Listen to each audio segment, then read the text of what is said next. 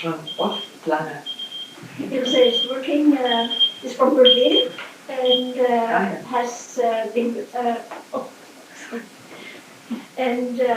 is working here for the Middendorf Institute and also for CIIS. I'm Marion Rosen, and I'm doing the Rosen Method in Berkeley, and I'm also a Rosen teacher.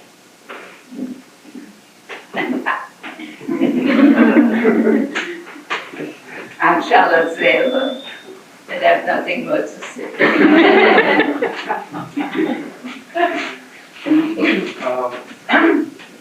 Who knows what the structure is tonight?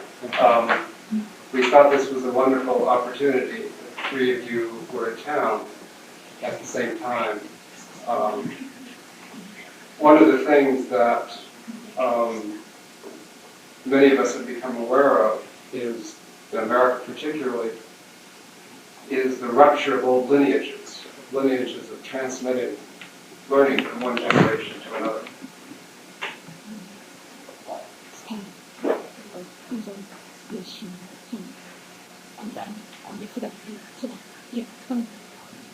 And some of us have been very inspired by the Native Americans and the peoples of the Pacific and Tibetans and older cultures who are trying to recover these old lineages of wisdom that have been cut off.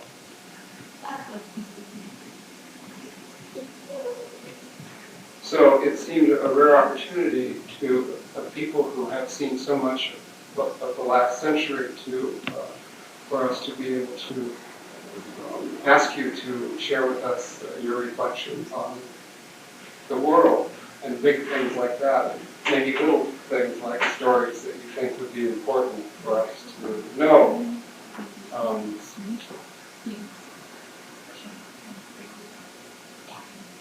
So I think that the evening can go mostly by questions and by anything that the three of you would like to start off with. So that I would like each of you to say a little something, and then anyone who would like to ask particular questions, maybe you could do that.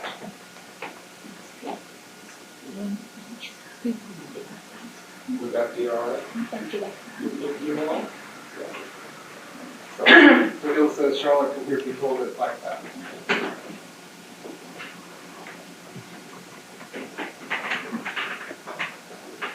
Womit soll ich beginnen? Das Liebste ist mir zu atmen, also beginne ich damit. Well, what shall I start with? What I like most is to breathe, and I'll start with that. Der Atem hat mich begleitet seit meinem 11. Lebensjahr. The breath has accompanied me since I was 11 years old. Hat mich die ganze Zeit begleitet. Und eigentlich ging immer alles in meinem Leben glatt, was vom Atem kam.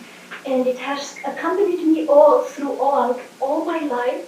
And always when the breath was accompanying me, things really moved and flowed smoothly. Im Anfang war es ziemlich schwierig. Ich wurde viel ausgelacht, wenn ich sagte, dass ich atmen möchte oder dass meine Schüler atmen sollten. In the beginning it was very difficult. Very often Ilse was ridiculed when she explained that the students or the people who came to her should be breathing. Ich fing mit 7 Schülern an und heute sind es einige mehr. Ilse started with 7 students and today there are a lot more. Vielleicht ist das jetzt schon genug. Maybe that is enough.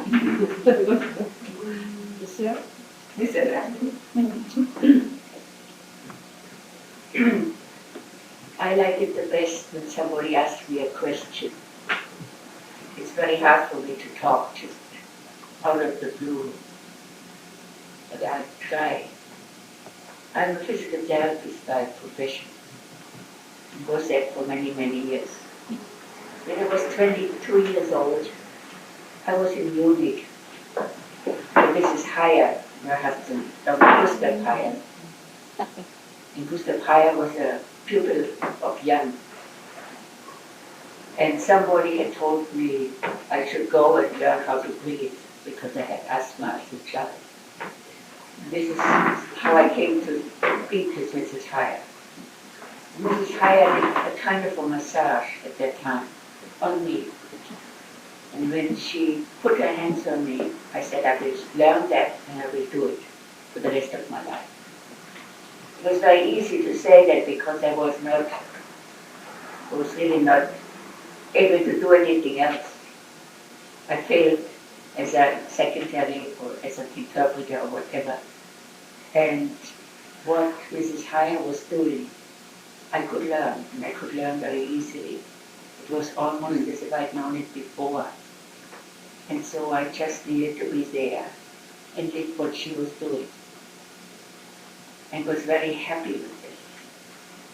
But after I left Germany, I went to England to work at the Mayo Clinic, where my brother was a psychiatrist. And thought it would be wonderful to do it there, as we had done it with Dr. Heyer in Germany. But it didn't work. It absolutely didn't work. Because the pupils, the patients, they lost their symptoms. And the doctors didn't know what to do with that. They could very well treat them without their symptoms. And they got upset. And I really, at that time, didn't know what was happening. I just knew that there was a way to work with them. And then they lost them, whatever they came with.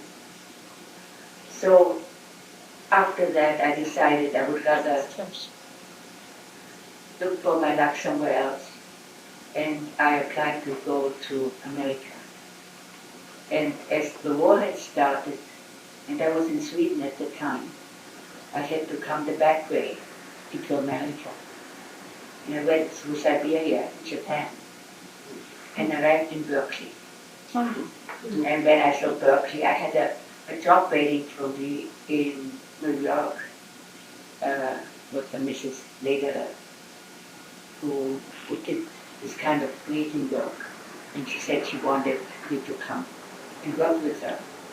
But when I saw Berkeley, I said, I'm going to stay there for the rest of my life and not going to leave again. And that was 52 years ago. So this is what it was. But then I tried to do this greeting work again. Nobody was interested. But as they were very interested in physical therapists at the time, and I'd done some physical therapy while I was in Sweden and taking the training there. I worked at the Kaiser Hospital, at the time called Permanenti, for about 3 years, and got into physical therapy.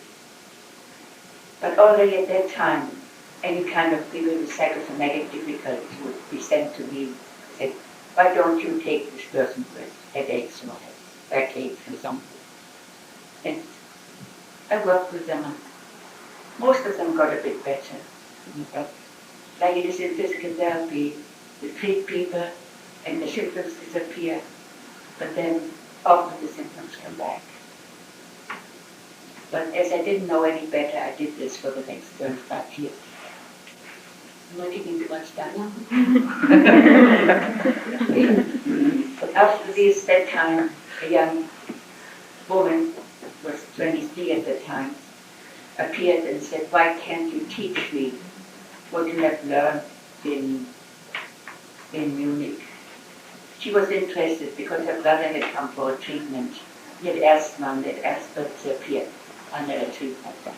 And she said she would like to learn. And I told her I couldn't teach.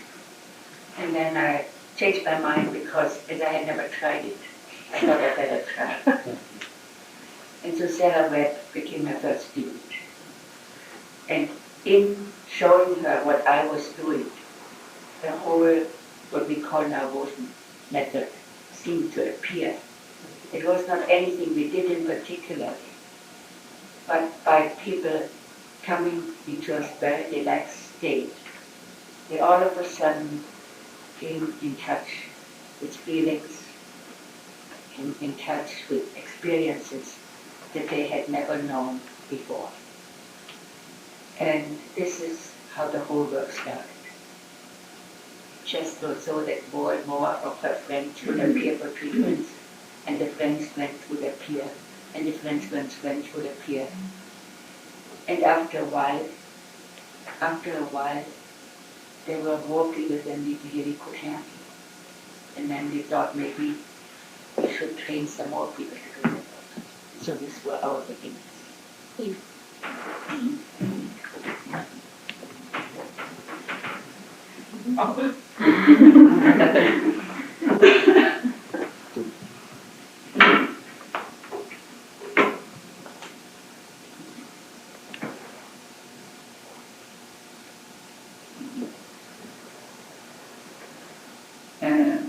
My story is very much connected with what happened in the world.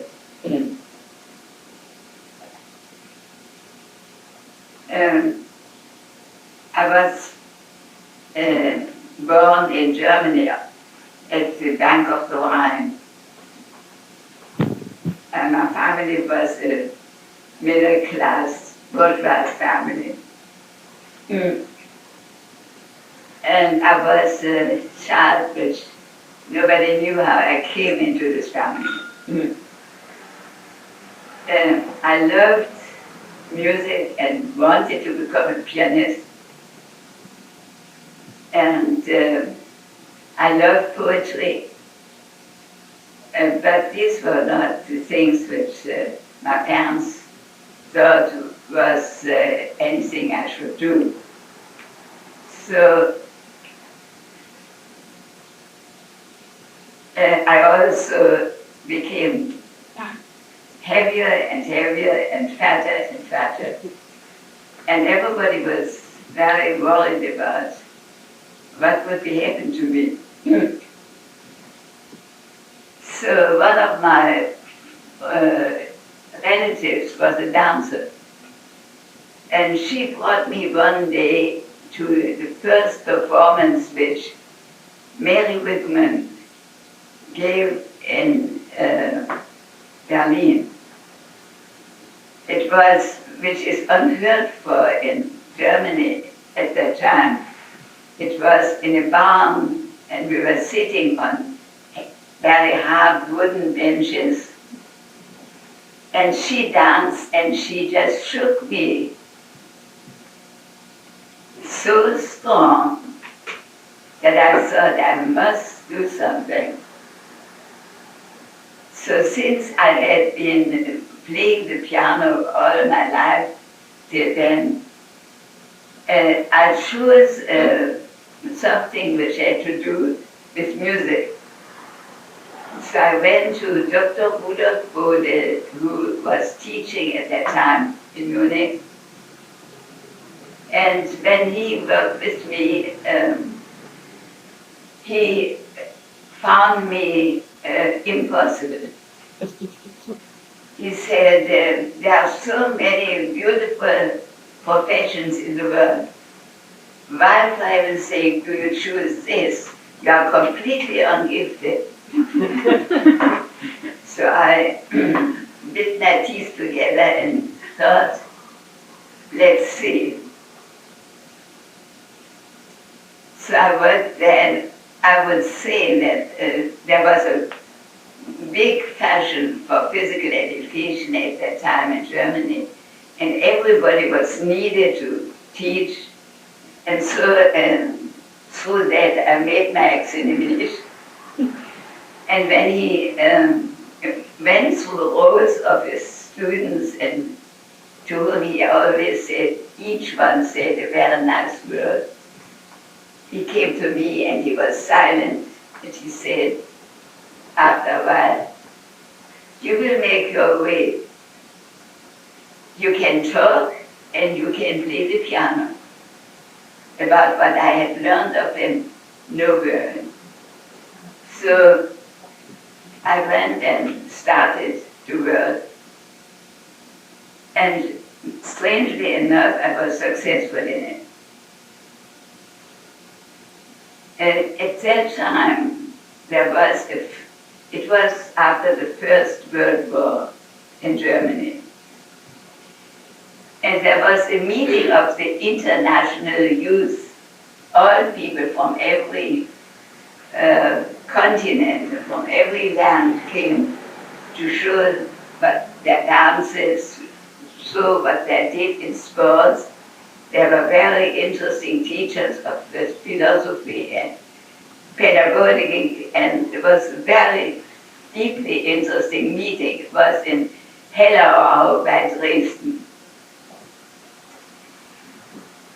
So at one day, one woman came to me and said, "You seem to have something to do with movement. Do you know Elsa Ginsler?" I'd never heard the name. She said, "If you ever come to Berlin, you have to go to her. She has done wonders for me."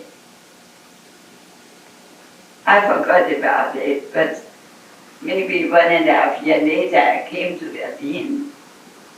I remember I went to her studio and sneaked in and sat down. She didn't see me.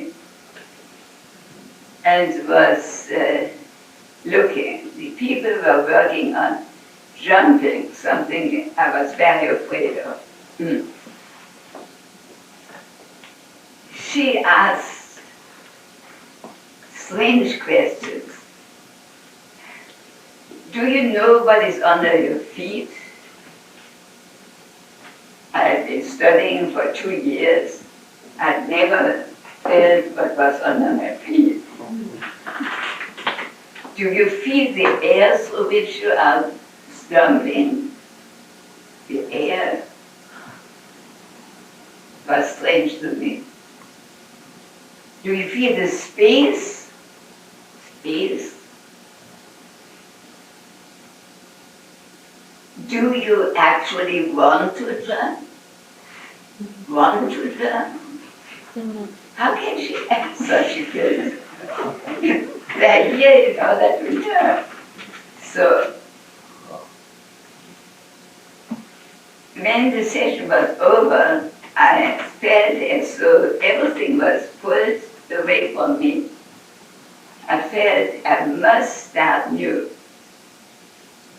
So I went to her and said, "I would like to study with you." She looked at me in my trained way I had learned from Dr. Bode. And she said, "What are you doing?" I said, "I'm working in expressive movement." She said, "Are you successful in it?" I said, "Yes." I was very young and very proud of it. And she said, "Continue. Goodbye." So, after a quarter of a year, I came back. And she said, "Well, there again. Are you still working this way?" I said, "Yes." She said, "Continue." But I didn't let her say goodbye because I asked, "Why do you not accept me?" And she said, "You would have to unlearn everything which you have learned. And this is the most difficult thing in the world. I don't want to take this responsibility." So I had to go again. All my training was in my way. I came a third time, and she said, "If you insist, I will accept you, but it will be very difficult for you."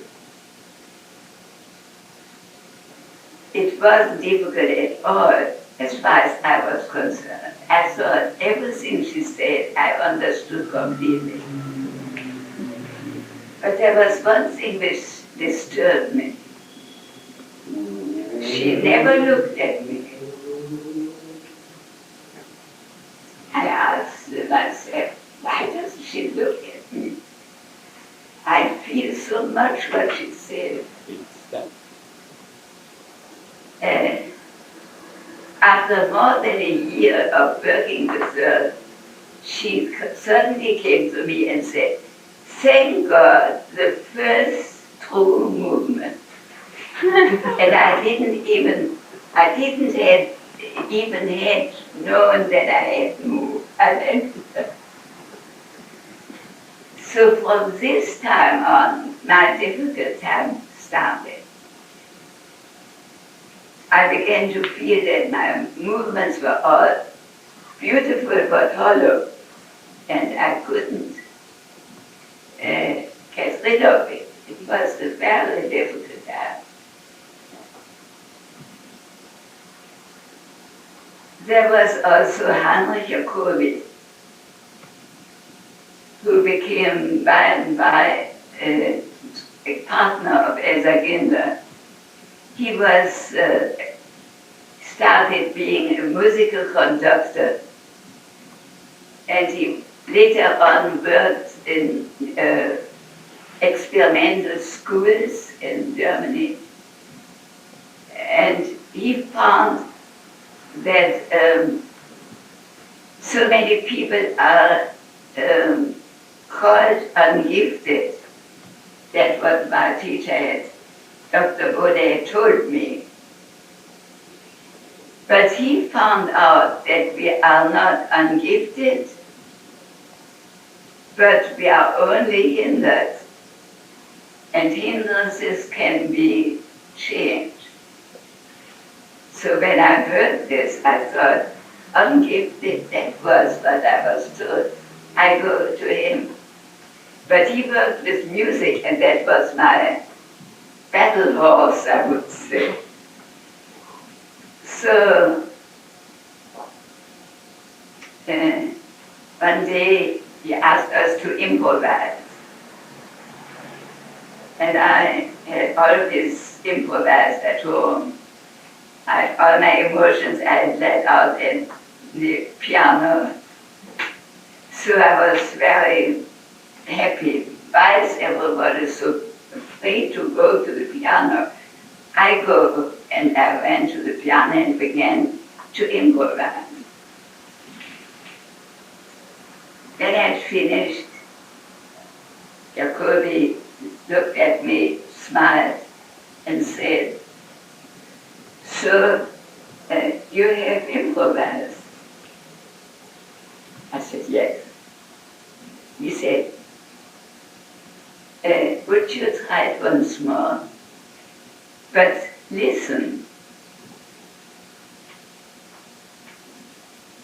I started again, and I heard Mozart, Schubert, Brahms. I got up and I shouted, "It's impossible." I never touched the piano again. I felt it was too difficult. It's the same as with Hinder. I had this terrible time to get rid of my training, and I would have had a terrible time to get rid of that. But I had accumulated of classical music. So Elsa Ginder herself came from a very poor family. She was entirely self-made. She contracted a flu after the First World War. There was a very great wave of flu in Germany and in the whole world, and many people have been dying. And she also got TB and was very sick, and the doctor suggested she goes to Davos and spends the last days of her life there. But she had no money, and she decided to stay in Berlin in her little room. And she was very positive. She thought, maybe I could become so quiet and feel my breathing so clearly that I could be able to let the side of my lungs, which is infected, rest, and the other side work. She cleaned herself outside and inside and worked in this quietly for more than a year. And it turned out, when the doctor examined her, that she had healed. And at this time of quiet healing, she discovered a number of other things of the organism which were very exciting to her.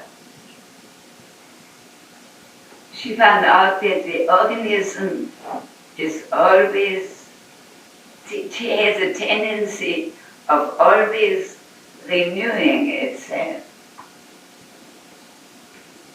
That the organism has a tendency of healing. That the organism has a tendency of balancing out. And this was the reason why she approached from that time working with students on these possibilities of the organism, which she said would function if we don't hinder it, as she called it. So there was something else. She said, all the babies and little children are so wonderful, alive, so movable, so curious, always looking up something new. We stand on the street and see how they act and can't believe it. And how does it come that we as adults are not so interesting anymore, not so movable anymore, not so curious anymore? And this was the other part of the work which she pursued. So I came to Erzaginla around 1926, when she was exploring these questions, and I was one of her guinea pigs. We were working on things and we were discovering there was no teacher. There were no exercises. There was only exploration. Everybody was finding out what happens when we did something, what happened and how it changed. And so we were, so to say, with her exploring this possibility of unfolding things, possibilities which we thought it didn't have. So I've been working with Erzaginla for 11 years. And I probably would still when she would be alive. Anyhow, in the fall of 1938, I came to the United States.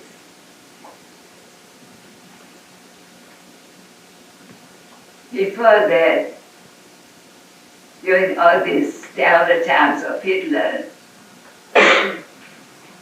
the only real place where we could gather new strength and come to more quiet and get hope for living again was the sessions with Erzaginla. At times when everything was closed, she did not follow the orders of Hitler. She worked with the pursued people. She helped people very much. We all helped as much as we could. And I must say that this time, in these very, very difficult times, broad capacities in all of us to be daring to meet difficulties and so on, to help where help was needed. She was an example of it. And we continued as much as we could. So I came to the United States. I was first a companion of an old lady, not as old as I am now. But I had to massage her in bed. I had to give her a sponge bath in bed. I had to accompany her. I had to twice a week I could go and follow my interest. And I saw some of New York and visited some doctors, and doctors said, no, here you can't do anything which takes long. We only must give injections. And it must help immediately, otherwise you are not accepted. So, and one professor I visited, and he gave me no hope, and I went home, and next morning somebody called a man's voice, and he said, do you give private lessons? I said, yes. Why? How do you know about me? He said, I heard your voice when you were with Professor so-and-so. I would like to meet you. So that was my first student. So,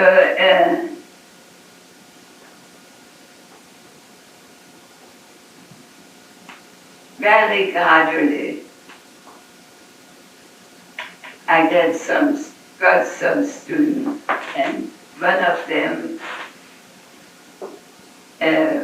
was a weaver and photographer, and she invited me one evening to meet a friend.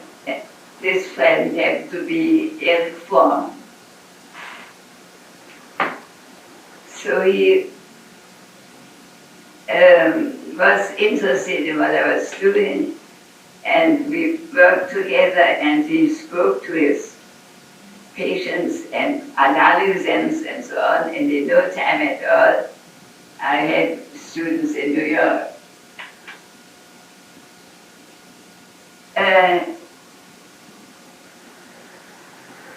The work consisted of working on breathing,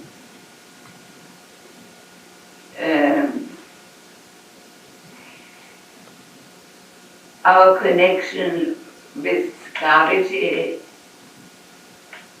I worked a lot on lying, standing, sitting, walking, which in old China was called the four dignities of man. So there was a moment in which I met Alan Watts, and we gave some workshops together. He spoke, I experimented. And more and more I became interested in the question of seeing, hearing, listening, speaking, relating to one or the other, and partly through word, partly to action, that partly through touch. And this way I'm still working.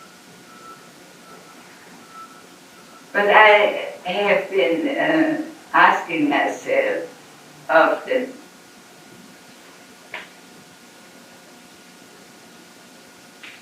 when I was still in Germany and the times were so difficult, we all became active in helping.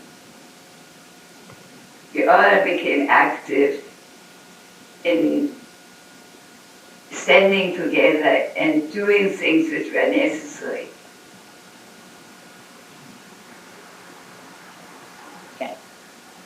Some of my students have been becoming active also. I would say few of my students have become active in helping in this time which is also very dangerous. Many needs to clean the earth, to clean the air, when we would really have connection to this earth on which we stand, or this air we breathe, or when we would know about, we do know about so many needing people, so enormously many people who need help. My question is, what are we working for? Is it just for ourselves? It's just to become more secure, more able, more this or that? Or is it to really become active in the world? To do what is needed? And I'm asking whether or not we who are working in this field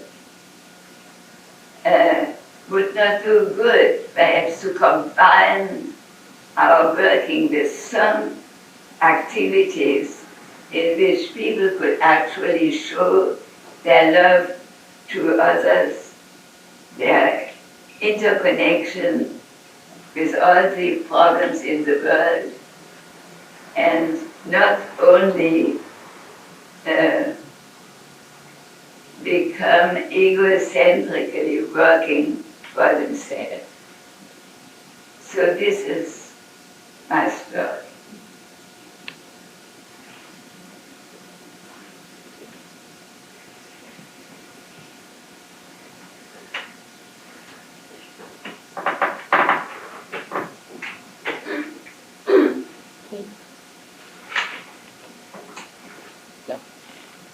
Before we circulate the discussion, I was wondering if the three of you would like to say anything more or say anything to each other. Ich würde noch ein bisschen sagen wollen. Ich möchte noch ein bisschen darüber sprechen, da ich nicht gut Englisch spreche, habe ich auch nicht alles verstanden, was Frau Selver sagte. Vielleicht wiederhole ich, aber ich möchte gerne doch ausdrücken, dass mir sehr am Herzen lag, dass der Körper zu Seele und Geist erlebbar wird. Ilse might not have understood everything. Ja, haben Sie schon verstanden? Ja, verstanden. Ja, wieso, es muss doch jetzt nicht. No, it's just Charlotte. Susie, It's just for Charlotte. Charlotte understands the German. Ich muss für die Gruppe kann ich ja verstehen. Das ist nur für Charlotte. Ach so. Ja. Also Ilse, möglicherweise hat Ilse maybe didn't understand everything that Charlotte Selver was saying, but she would like to address that the body, mind and soul really is all connected and Ja, durch den Atem. through the breath. Der Atem ist das Leitseil zu dieser Dreiheit, Leib, Seele und Geist. Und das hat mich sehr interessiert. Ich fand es dadurch, dass der Atem von selber kommt und wir ihn nicht mit dem Willen führen. Und the breath is really the red thread that goes through it all and connects the body, mind, and soul. And what is important is that we allow the breath to come on its own accord and that we do not guide it or do not grab it. Es ist so außerordentlich wichtig, dass der Leib in seiner Ganzheit gesehen wird und dass jede Zelle sozusagen anfängt zu leben. Das kann man durch den Atem erreichen. It is important that the breath is really looked at, the body is really looked at in its totality, and that the breath will reach every cell, and that we can experience. Ich fing in meiner Jugend an, selbst damit zu arbeiten und habe vieles selber gefunden. Allerdings habe ich sehr viel zu verdanken Cornelis Wening, meinem besten Lehrer. In her youth, Ilse was exploring a lot on her own, but she also had a very wonderful teacher, Cornelius Winning, and she has a lot to thank him. Wening hatte eine gute Verbindung zu C.G. Jung und zu Heyer. Und die beiden Psychologen hatten ihn gebeten, auch sich mit dem Atem zu beschäftigen. Cornelius Winning had a very good connection to C.G. Jung and also to Gustav Heyer, and those two people asked him to work with the breath also. Wening arbeitete mit May zusammen. Ich weiß leider ihren Vornamen nicht mehr. Aber May war ebenfalls sehr stark am Atem interessiert. Und als ich Wening kennenlernte, hatte ich eine lange Zeit des Eigenstudiums hinter mir. Und er war der Erste, der mir sagte, das stimmt, was Sie machen. Cornelius Winning was working with Mrs. May also, and they were both working with the breath. And Ilse had been working on her own for a long time before. And when she met Cornelius Winning, he was telling her that yes, it is really true what you are working on. Das hat mich sehr ermutigt, mit meinen Erkenntnissen über den Atem ins Freie zu gehen, hinauszugehen und es weiterzugehen.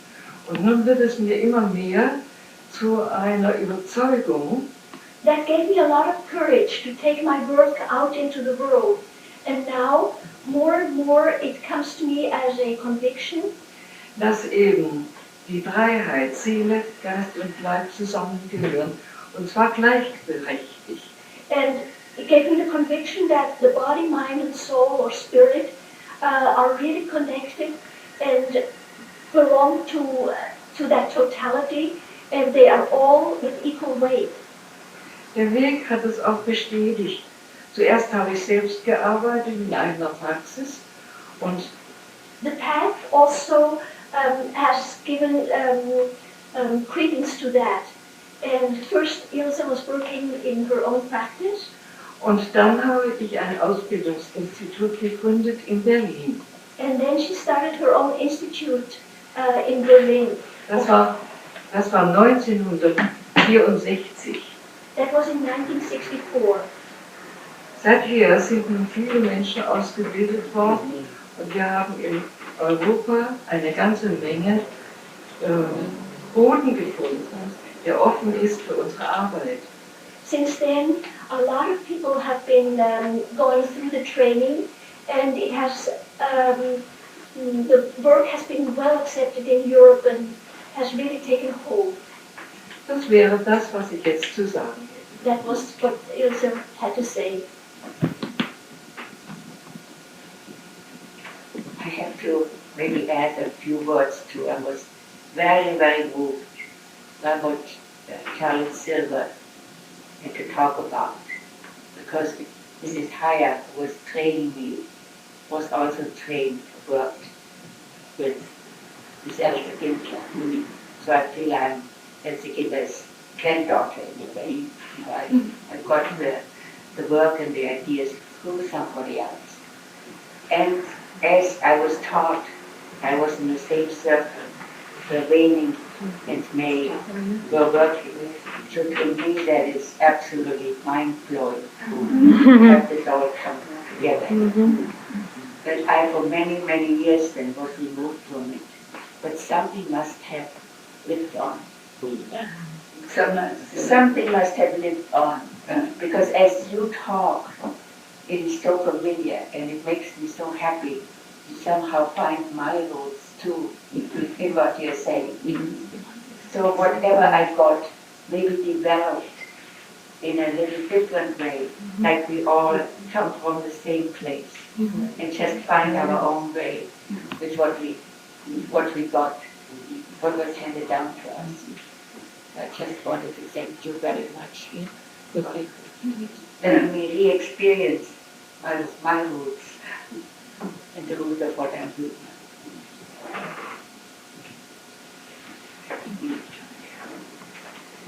So any comments or questions you'd like to, again, be careful to speak so that Charlotte can hear.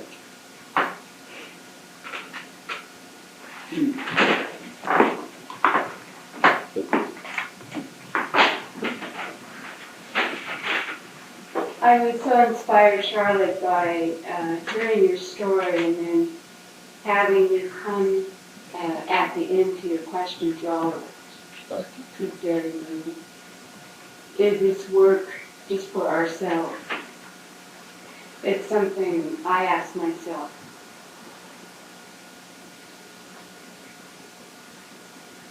And the only thing I can see some of the time and hope that it has an impact is that I think not all of you know the Rosen work here with both with muscle tension and the breath. But the muscle tension, as it inhibits our muscle function and puts barriers between ourselves and our experience.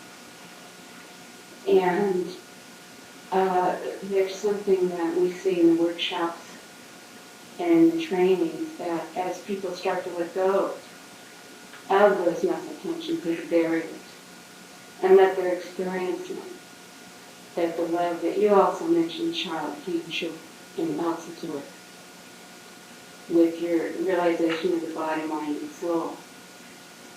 That the love comes out and the connections with each other come out.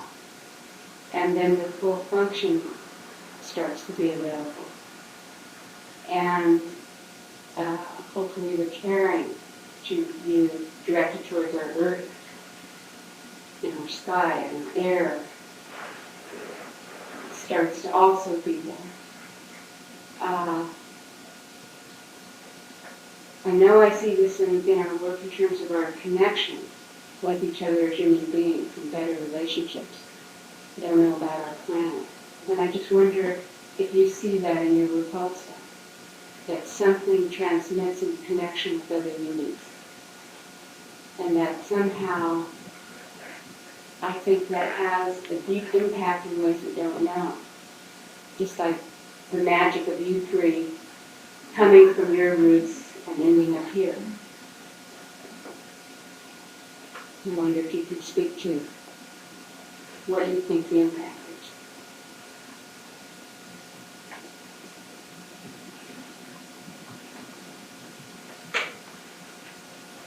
Yeah.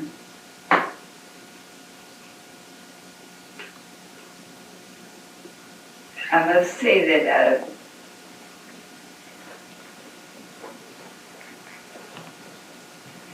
there were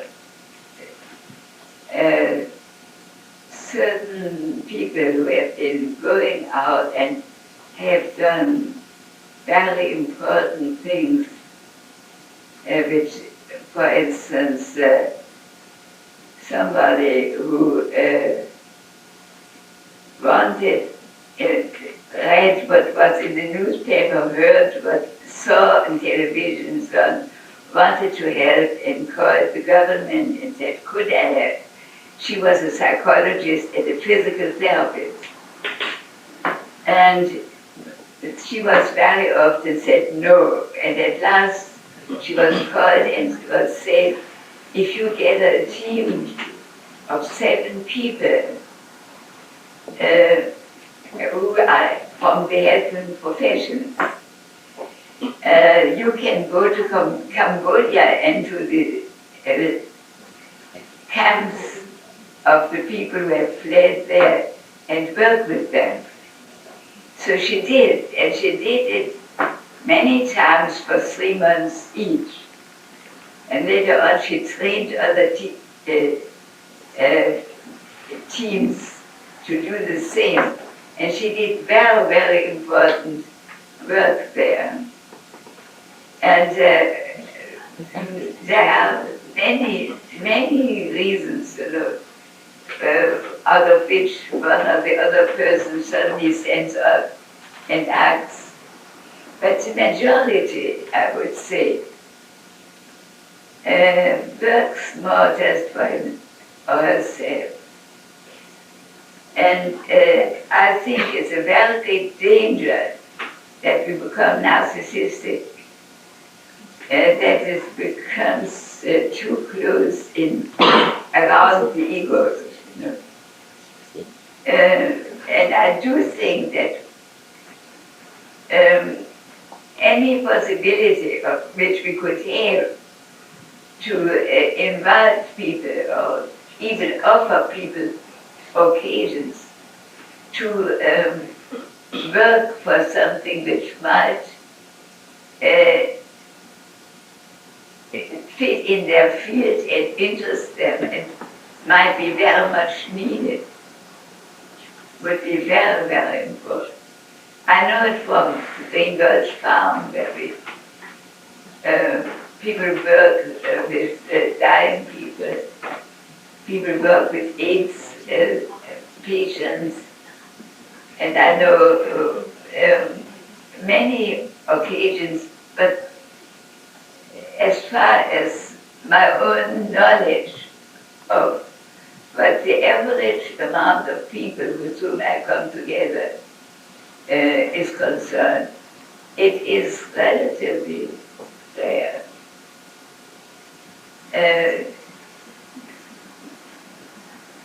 You said when we spoke about it that I don't know who all just what, for instance, you told us the other day that you went through the different places where pictures are shown, paintings, and you went from one gallery to another, and you did not find anybody who was painting any more nature. Everything, the modern painting is construction and different, now you can say it better. And she decided that she wants to remind people of nature. She wants only to paint nature, so that whoever sees Connie's pictures will really see the love for this land, the love for this mountain, the love for these streams and nature. So there are many, many different ways in which people can contribute. But the contributions, I think, could be overwhelmingly more than what they are now. Thank you. There's also one thing which I had still forgotten. When I was still in New York, I had to give classes at the Institute of General Semantics. Has anybody heard of the Institute of General Semantics? It was founded by Korzybski. Korzybski was also inspired by the fact that the estate of his parents, who was a count in Poland, was entirely destroyed by the German army coming over was a boy. And he asked himself, why must there be wars? And the first thing which he thought was, people don't listen to each other.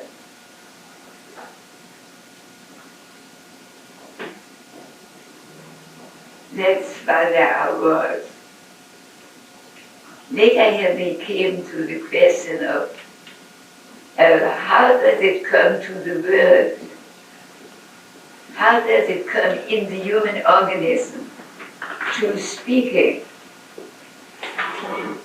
And he found out that we have in the brain cells which are called the electrocolloid cells.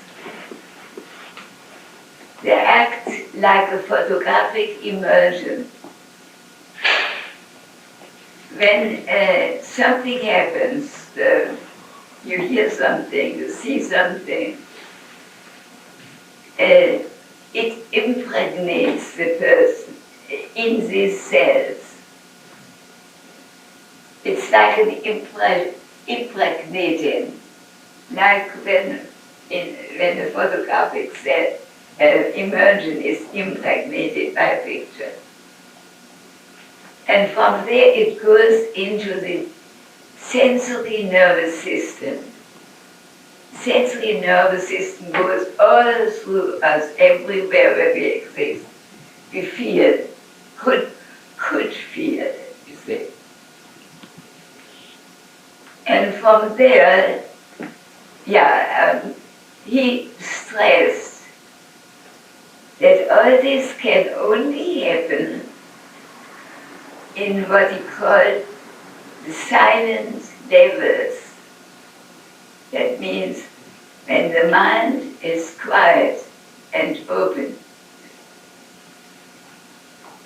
So from there it goes to the thought. When it becomes conscious and it becomes thought, then this thought can be nurtured by the silent experience of what is happening before, there is no watching, there's no expecting, there's no criticism, there is no nothing. The mind is open. And then the thought and the words become really full of meaning. Now we are educated to immediately say the right thing, to everything right and answer and so on. That means immediately speak without this wonderful possibility to get a full experience of it. So what I feel is so very interesting is that these three different disciplines, as agenda and time to coping with getting quiet, following breathing, then with what Suzuki Roshi called coming back to our original nature through silence of the mind and breathing, and as agenda through quiet and breathing. All these different people have discovered the same, and that I think is a marvelous sign of the possibility that we all could meet somewhere. So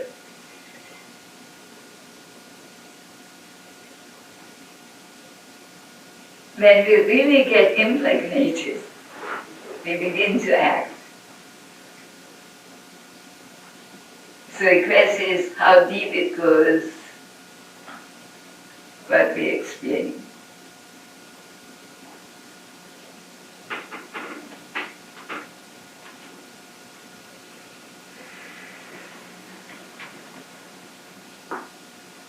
Since I'm holding this now, I'll ask if anybody has questions.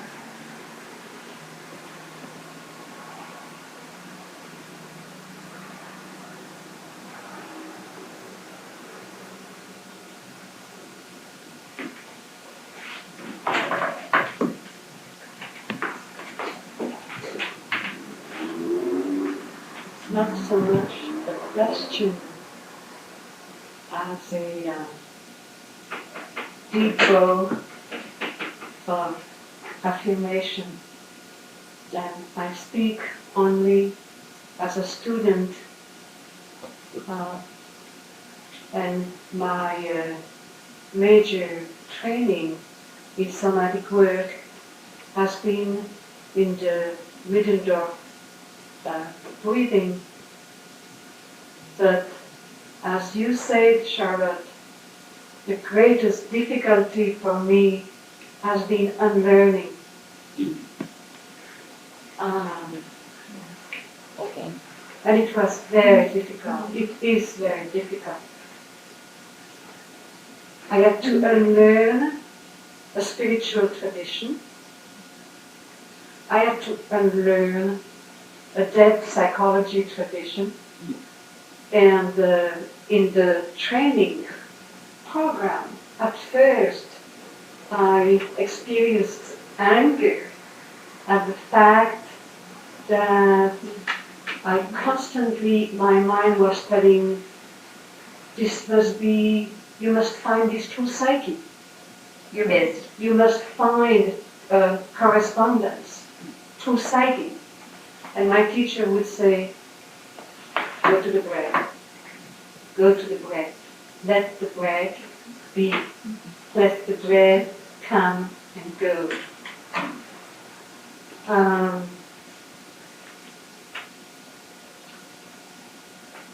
Just doing that, letting the breath come and go, was creating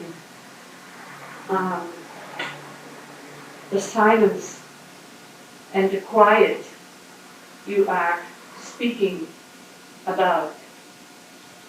And it's a mysterious thing to me that when indeed the breath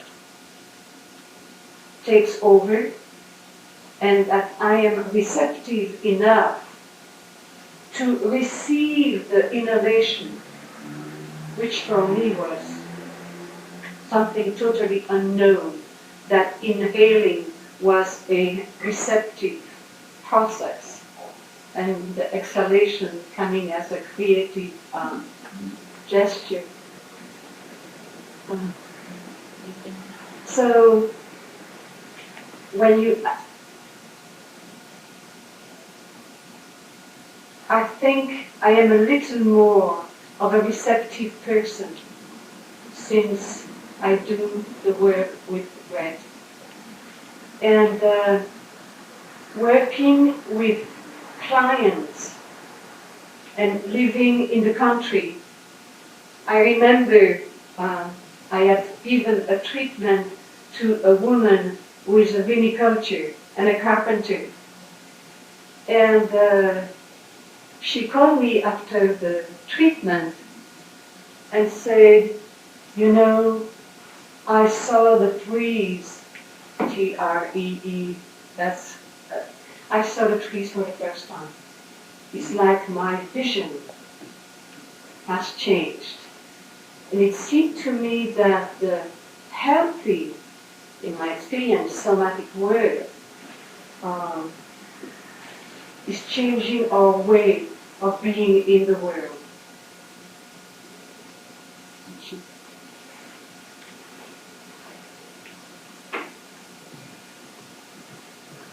Okay, well, I'm going to ask a question. We had a very lively discussion in our community and in our faculty about issues of quality. I'm wondering if you have some reflections where it seems to me we're up against a lot of difficulty with the vast kind of leveling that goes on in the world today of quality and commitment, and how you deal with that in your asking people to move ahead in your schools, in your training.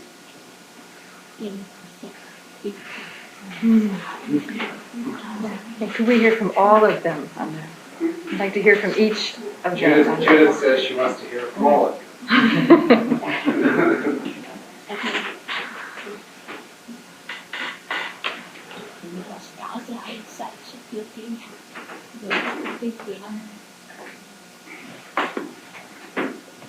Maybe the quality depends on your own wishes, or your own vision about the possibility where the world can take you. And I think in all of us there's some very simple things, which is becoming in touch with who you are, and also coming in touch with a certain truth within you about who you are and where you're going. And the other thing is just an experience that we very often have, that this kind of work is not just a physical work, but a work that has an impact on you, but it's really an opening up to a question beyond you. And when you let go of your own issues, when you let go of your own limitations, something else seems to open up in you. And people say they feel at peace when they come into that state. And people say they feel a connection. They feel a connection to something beyond themselves. And usually I do not like to talk about this work as leading to a spiritual experience, because it's so very different for everybody else. But this connection seems to lead towards a bigger space than us. You can call it the universe, you call it God. Everybody calls it in a different way. But in the end, it seems to be way beyond ourselves. And I think this is where I can feel the hope that something can happen out of this work, but really may have an impact on our world.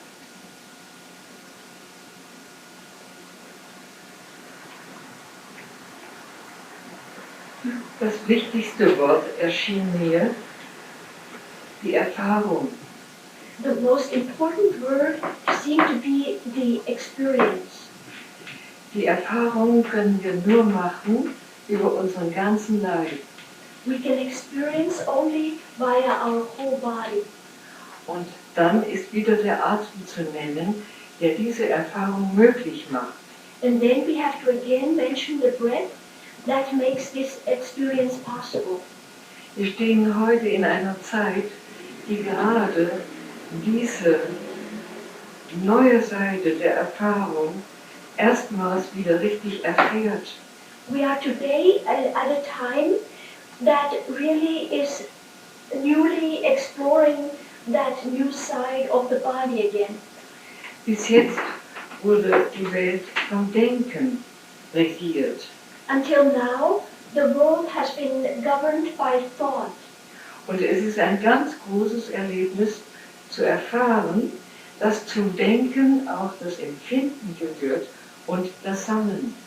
And it is a very great thing to notice that with the thought, to the thought belongs also the sensation, the sensing and the focusing or collecting.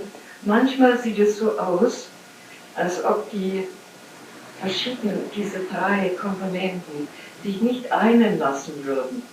Sometimes it looks as if we couldn't combine all those three components. Sehr viele Menschen sprechen von Erfahrung und denken die Erfahrung. Many people talk about experience, the experience, but they actually think only about the experience. Es kommt in unserer Zeit vor allen Dingen darauf an, dass wir erfahren über unseren Leib, was der Leib uns bieten kann.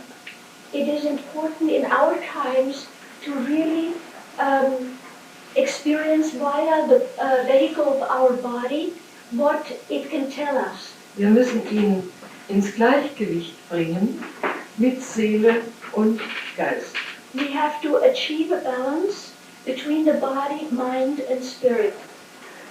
Von diesen drei Faktoren sind alle drei miteinander im Gespräch und beeinflussen einander. These three components are in a dialogue and they are all influencing each other. Wir haben auch darin das Prinzip des Männlichen und Weiblichen. In that we also have the principle of the male and the masculine and the feminine. Die lange männlich regierte Zeit regiert uns eigentlich noch heute. The time that for a long time now has been governed by the masculine is still with us. Wenn wir den Atem erfahren, den Leib erfahren, When we experience the breath, the body, dann können wir ergänzen, was dem Denken fehlt. then we can complement what is missing when we just think. Ich freue mich, dass so sehr viele Menschen schon darauf reagieren und ich habe die große Hoffnung, dass es also in Zukunft sehr viel schneller und sehr viel weitergeht. Ilse is very happy that at this time a lot of people are already connected to, will react to this kind of an approach. And she hopes that in the future that will accelerate.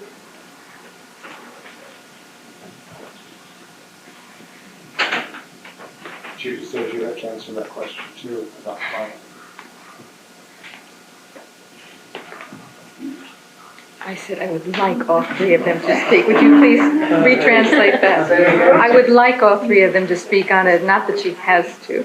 Judith says you don't have to respond to that. She just strongly like it. You better translate for here. About quality. About Quality. quality.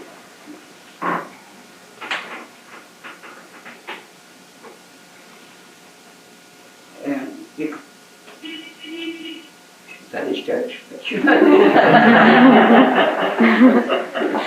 Okay, Dorley.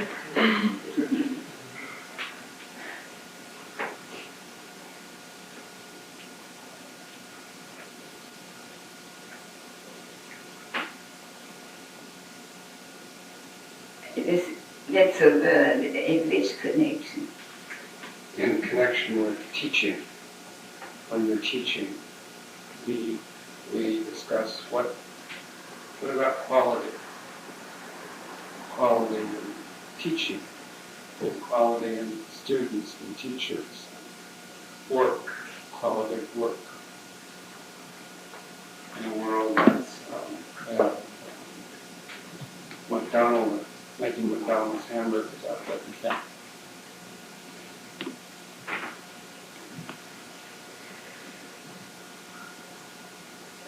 I don't call myself a teacher. I only work with people.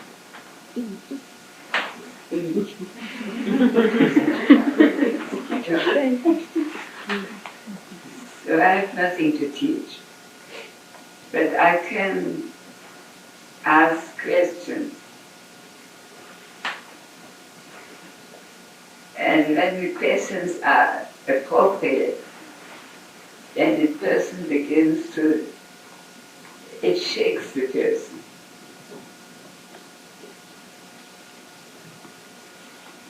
It goes deep. Then one gives time. And the other question is also, but you are speaking of touch. And it's enormous what the touch can do. I know that also from my own work. But it's not only being in touch with the hand, but it's being in touch with meeting each other, with seeing each other, with working together, with approaching each other, and all this. And the question is, to which degree I am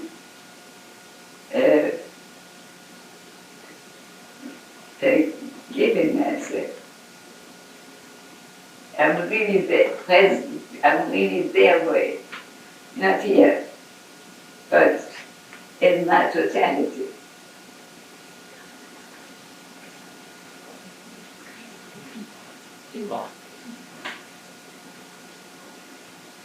So,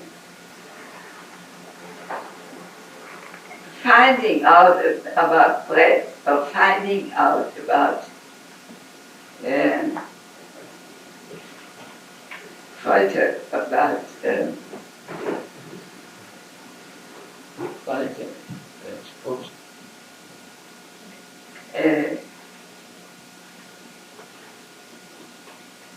destruction, about what happens with the officers who beat the black man, feeling what is happening when one only sees the movie. I think this alone can go so deep that it can bring a whole nation into action. That one can feel what an injustice it is at the core to let these vicious people go out free. In other words, I can't just serve my place. I must also be there for the thousands of millions of people who are in pain and persecuted and slaughtered. I can't just be with my wife. I have to be touchable. So I think that it's a wonderful possibility to become receptive and that one can experience deeper. But just to stay with breath is for me not enough.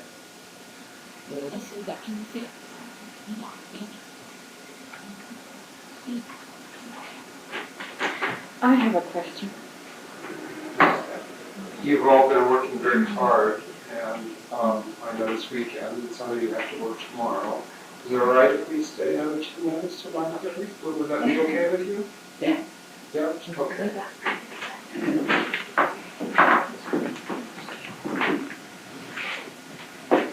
Something you said, Marian, made me think of this, and this is a similar question, but slightly different tack. The three of you are originals. You've been working at your work a long time, and you've developed your own way of working from very similar roots. I'm wondering how you feel. Two of you have training programs, and Charlotte, you don't. You say you don't even teach. And I'm wondering how you feel as you have touched so many people, all of you, and you have shared your work with so many people. There are students here who are entering into the somatic field, which didn't really exist when you started your work. And I'm wondering how you feel about your work going out and going beyond you. Some of it is people come to you for a small workshop and then go on and do work that may be similar. They have been touched by you and influenced that are not teaching, doing your work. There's a lot, and this goes back to quality. I wonder if you could speak about how you feel and how you see what your wishes are, maybe for your work. Thank you very much for asking that. But somehow I feel that Charlotte is the greatest teacher of us all. Because we hear Charlotte Selver everywhere. People who have been there and influenced by her. They do not call it a training, because they're not doing this. But their lives have been deeply influenced by the work with her. And of course, in a way, this is what we wish. That we wish that the quality, that the life may be influenced by our contribution to it. I know we can only give what is in us to the other person. There's nothing else. And we may call it teaching, or we may call it working with someone. I think it's all the same.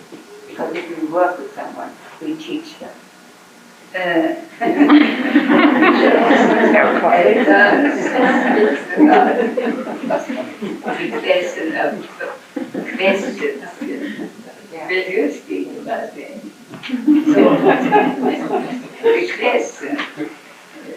I always wanted to teach people who want to come to us to learn something. I feel that the people who come to us to learn are also the people who know it already. All we do is put some words and some direction to them, because they have already what we are teaching them. So the quality is in the people who come to us. And I think if we work that way, knowing that you cannot go wrong, whatever you call your teaching, and however you go. And when you stay truthful about it, and then you still respect whatever they bring, that is where the quality comes. I don't know if that really answered the question. Anyway, this is what I feel about it. That's why I feel so happy to be in this group here, who all seem to go in the same direction, in their own way, who all seem to know the answer, or the feeling in what we are saying or doing. Thank you very much for letting us be part of this group. It is very, very privileged. So do you want to answer Judith's question about Ich habe dazu Sachen social media. That was so beautifully said. You didn't really have to add anything. Did you get your question? Very well. So another Thank 3 you. minutes. Does anybody want to?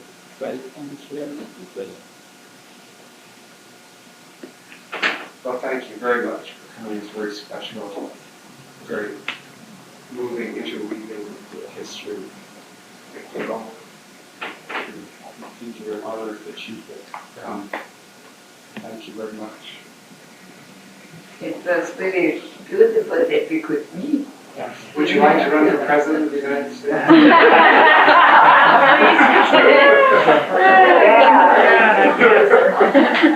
Would you like that?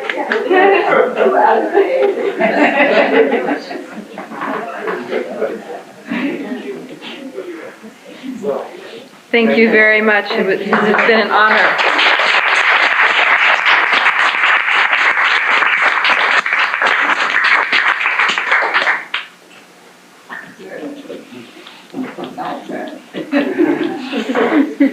Would you like to leave your hands up for one or you want your... No, absolutely. Okay. Do you want to go home? I bet.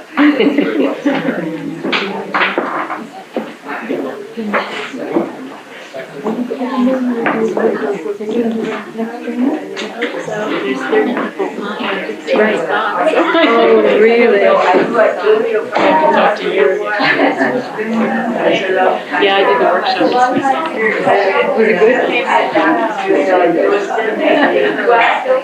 good? It does matter. Yeah. That's all. It's